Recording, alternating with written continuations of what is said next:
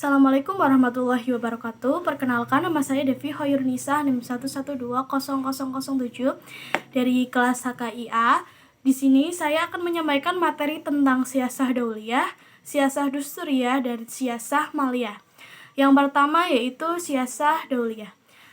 Siasah dauliyah ini yaitu ilmu yang mengatur tentang kewenangan suatu negara terhadap hubungannya dengan negara lain.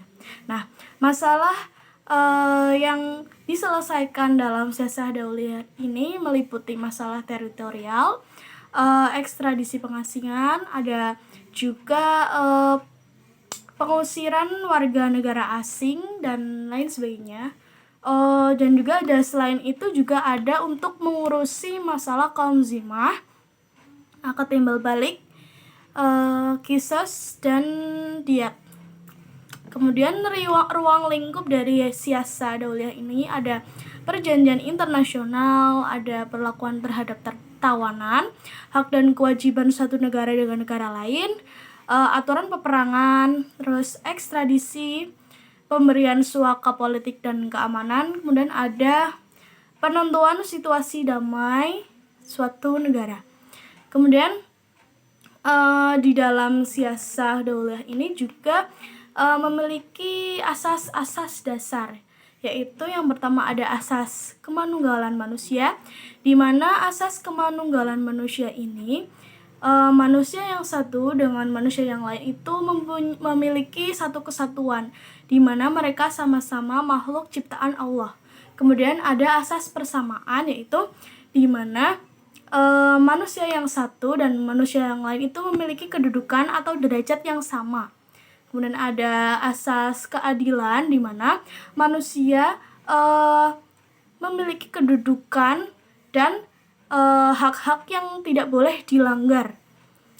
Kemudian ada asas musyawarah, di mana ada satu kesepakatan, maka kesepakatan itu harus disetujui oleh pihak-pihak yang lain. Kemudian juga ada asas kehormatan, di mana manusia ini harus saling menghormati antara manusia yang satu dengan manusia lain. Kemudian ada asas toleransi, di mana manusia ini diwajibkan untuk menghormati atau bertoleransi antara perbedaan agama yang satu dengan yang lainnya, atau menghormati perbedaan. Kemudian ada asas kerjasama. Nah, di dalam siasah dauliyah ini juga terdapat dua hubungan internasional, di mana yang satu yaitu hubungan internasional dalam waktu perang dan hubungan internasional dalam waktu damai. Nah, kalau hubungan internasional dalam waktu damai ini itu terdapat aturan, yaitu yang pertama, peperangan ini dilakukan atas dasar dalam keadaan darurat. Nah, jadi jika tidak dalam keadaan darurat, ini tidak boleh melakukan peperangan. Kemudian orang yang tidak mengikuti peperangan itu dianggap sebagai musuh.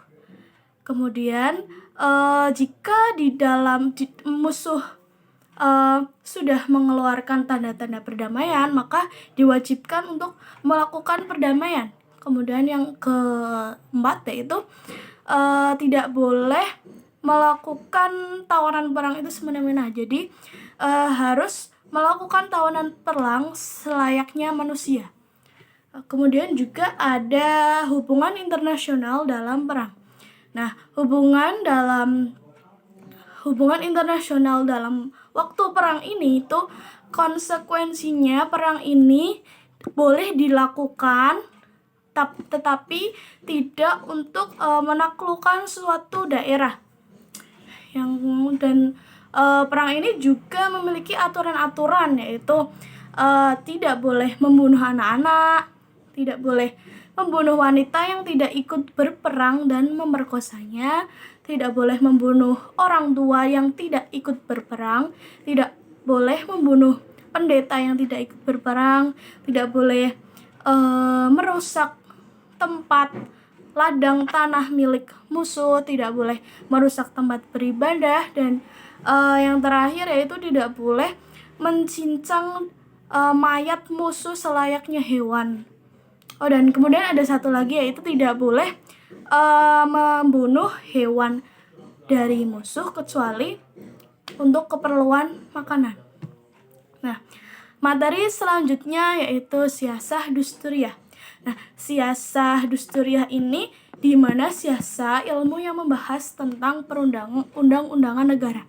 Nah, ruang lingkupnya itu ada persoalan imamah, hak dan kewajiban, persoalan rakyat, statusnya dan hak-haknya, persoalan wilayah adat, ada persoalan baiat, persoalan perwakilan, persoalan ahlul alhal akdi, kemudian ada persoalan wizarah dan perbandingannya.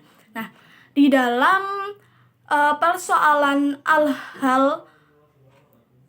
ahlul alhal wal al-akdi ini adalah yaitu orang yang dapat memutuskan atau mengikat. Nah, dalam kata lain ini adalah lembaga di mana lembaga ini merupakan perwakilan yang dapat menampung aspirasi atau suara masyarakat. Nah, orang-orang yang ada di dalam ahlul alhal wal akdi ini adalah orang-orang yang berkedudukan sebagai wakil-wakil rakyat, yang dimana orang-orang dari ahlul al-akdi ini juga dapat memilih suatu khalifah atau pemimpin negara. Nah, syarat-syaratnya yaitu harus adil dalam syarat-syaratnya, terus menguasai ilmu yang membuatnya mengetahui bagaimana cara memilih imam atau khalifah yang benar. Kemudian mereka juga harus mempunyai wawasan dan sikap yang bijaksana. Kemudian kewenangannya yaitu mereka berkewajiban untuk mengajak pada kebaikan. Kemudian mereka juga bisa menindaklanjuti para pemimpin yang telah menyimpang. Kemudian mereka juga bisa memecat para khalifah yang sudah menyimpang. Nah, materi selanjutnya yaitu siasah dusturiyah, di mana siasah dusturiyah ini yaitu ilmu yang membahas tentang pengeluaran, pengelolaan, dan pemasukan harta benda milik negara. Ilmu siasah dusturiyah ini sangat penting karena dilakukan untuk mengetahui bagaimana administrasi, penggunaan, ataupun pemasukan dari uang milik negara. Ruang lingkup dari siasah dusturiyah ini yaitu sumber keuangan dari siasah dusturiyah atau sumber keuangan dari negara ini itu dari zakat, ada dari juga homo al-ghonaim, juga ada dari fai, ada dari disra, ada dari kharaj, dan ada dari usyur al-tijarah. Nah, bagaimana itu kalau dari zakat? Nah, kalau dari zakat ini yaitu harta yang diperoleh dari seseorang yang diwajibkan oleh Allah untuk memberikan zakat terhadap orang yang berhak menerimanya. Kemudian ada dari humu al-ghonaim, di mana humu al-ghonaim ini harta yang didapatkan dari peperangan. Nah, kemudian ada juga fai. Kalau fai ini harta atau benda yang diperoleh dari tanpa peperangan. Kemudian ada jizyah, di mana jizyah ini yaitu pajak kepala yang dibayarkan oleh orang Dar al-Islam non-muslim kepada pemerintah Islam. Kemudian juga ada usyur al-tijarah, di mana uang ini itu berasal dari pajak perdagangan dari orang non-muslim yang kemudian melakukan bisnisnya di negara muslim atau Islam, di negara Islam. Kemudian ada kharaj. Nah, kharaj ini pajak bumi atau pajak tanah. Nah, pajak bumi atau pajak tanah ini dibebankan kepada orang non-muslim, atau dalam kasus tertentu juga dapat bebankan kepada orang muslim. Kemudian ada pengeluaran dan belanja negara ini untuk apa?